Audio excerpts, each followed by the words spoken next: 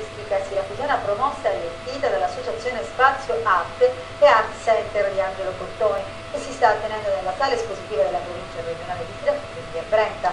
Il pomeriggio di inaugurazione dell'esposizione, che durerà fino al prossimo 13 agosto, abbiamo parlato con uno degli artisti che stanno partecipando, ma anche allora, oggi alle ore 18 stiamo per inaugurare la mostra Forme, Colori e Poesie a Siracusa, Arte per Arte, a cura dell'Associazione Spazio Arte di Torino del maestro Angelo Cottone.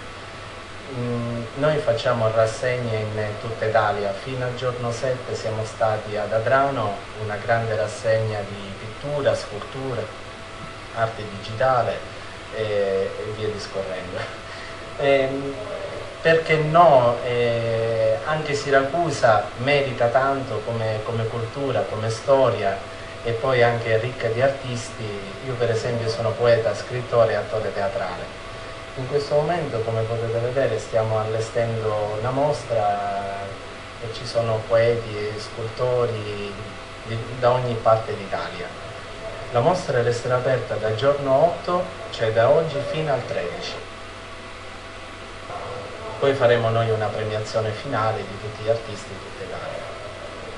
Allora, gli artisti stanno partecipando diversi da ogni parte d'Italia, ce l'abbiamo da Pescara, da Milano, da Adrano, da Catania, e io per esempio da Siracusa, da ogni parte d'Italia. E poi il maestro Angelo Cottone ha portato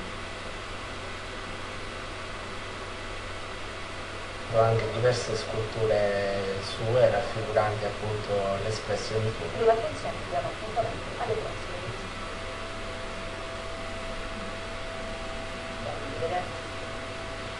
visite. TG66 è anche online. Visita il sito www.video66.com e segui da tutto il mondo le ultime notizie del TG66. TG66 è il primo telegiornale online di Siracusa.